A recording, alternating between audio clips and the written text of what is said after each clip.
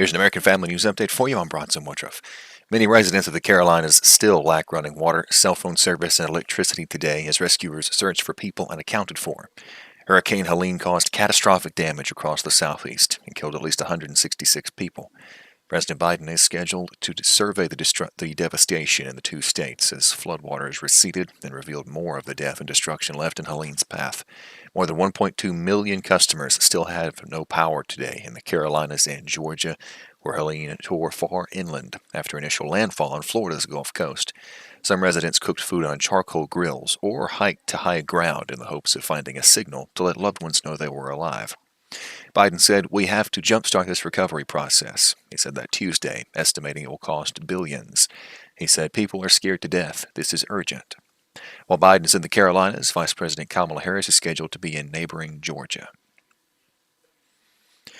The Middle East has moved closer to a long-feared regional war. Iran fired a barrage of missiles at Israel on Tuesday, and Israel said it began limited ground incursions into Lebanon, targeting the Iran-backed Hezbollah terrorists. Israel said it intercepted many of the missiles, and officials in Washington said U.S. destroyers assisted in Israel's defense.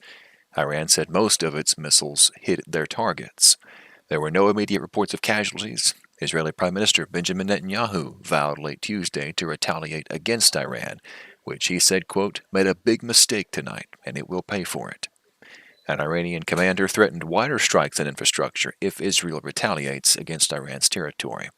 Iran's Supreme Leader Ayatollah Ali Khamenei slammed the presence of American and European nations in the Middle East in his first remarks since Tehran fired a barrage of ballistic missiles at Israel. Happening now, U.S. ports from Maine to Texas shut down Tuesday when the union representing about 45,000 dock workers went on strike for the first time since 1977. Workers began walking picket lines early Tuesday, picketing near ports all along the East Coast. Workers outside the Port of Philadelphia walked in a circle and chanted, "No work without a fair contract." A lengthy shutdown could raise prices on goods around the country and potentially cause shortages and price increases at big and small retailers alike as the holiday shopping season, along with a tight presidential election, approaches.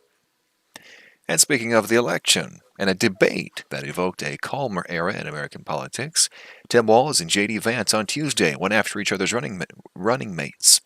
They looked to shore up their campaign's vulnerabilities in the CBS News debate. This is at a time of renewed concerns of a regional war in the Middle East and recovery amid the devastation from Helene. Walz, the Democratic governor of Minnesota, and Vance, a Republican senator from Ohio, focused many of their criticisms on the top of the ticket, as is traditional for VP debates. They each pointed to the crises of the day as reasons for voters to choose VP Harris or former President Trump.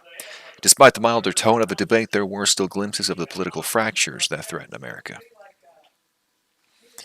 That's all for this AFN News Update. Thanks for watching. Much more news from a Christian perspective is available on AFN.net. I'm Bronson Woodruff.